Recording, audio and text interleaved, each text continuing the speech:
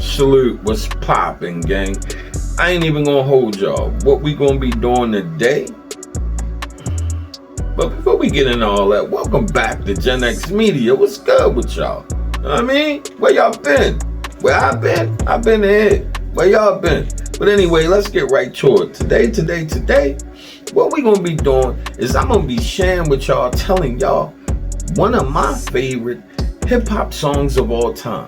And as I go through this series, I'm also gonna be naming my favorite hip hop albums of all time from that particular artist.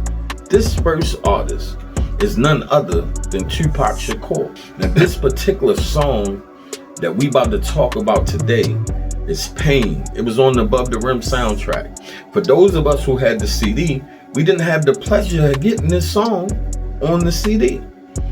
Luckily, to give a little bit of backstory, I ended up hearing this song because a friend of mine, my brother, my nigga, miss you, my nigga, Tadpole, God bless the dead. But anyway, he come pick me up with his people. We going to take a ride somewhere.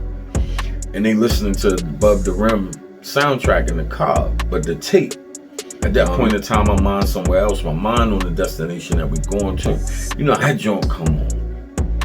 And anybody that heard it, y'all know how it come on. Notice your pain. Share it with me. And then the beat drop. That separates Tupac from a lot of artists from that time period is when he talked about the streets or the elements of the environment. He didn't over-exaggerate it. He didn't talk about being some sort of mafioso boss or being some type of kingpin and getting keys from overseas. He didn't talk from that perspective. He talked from the perspective of the corner boy, the motherfuckers out in the trenches. He talked from that perspective. So when he started that song with lyrics like this, they never take me alive. I'm getting high with my 4-5. Cocked on these suckers, time to die. Even as a youngster, causing ruckus on the back of the bus. I was a fool all through high school, kicking up dust, but now I'm labeled as a troublemaker. Who can you blame? Smoking weed helped me take away the pain, so I'm hopeless. Rolling down the freeway, swerving, thrown up. I'm about to crash up on the curb, plus my bitch is bugging. Maybe if they try to understand me, what should I do? I had to feed my fucking family. What else could I do but be a thug? Out hanging with the homies, fuck hanging with the phonies in the club. Got my mind on danger. Never been a stranger to homicide. My city's full of gangbangers and drive-bys. Why do we die at an early age? He was so young, but still a victim of the 12 gauge. My memories of a corpse, mind full of sick thoughts, and I ain't going back to court. So fuck what you thought. About no metaphors. It's not about no double entendres.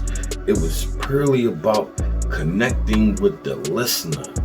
And in that particular song, and Pac did that better than almost everybody. The closest to it is DMX, and he did it more through the passion in his stage performance. If you ain't never see X perform live or seen a live performance from X, go watch one. You'll see what I'm talking about. He did it more that way. But Pac did it through his lyrics. In the way that you could hear, like you believed Pac. You believed what he said because of the way that it was said. And now, the album from Tupac that I had on my list of greatest hip hop albums of all time is not Machiavelli.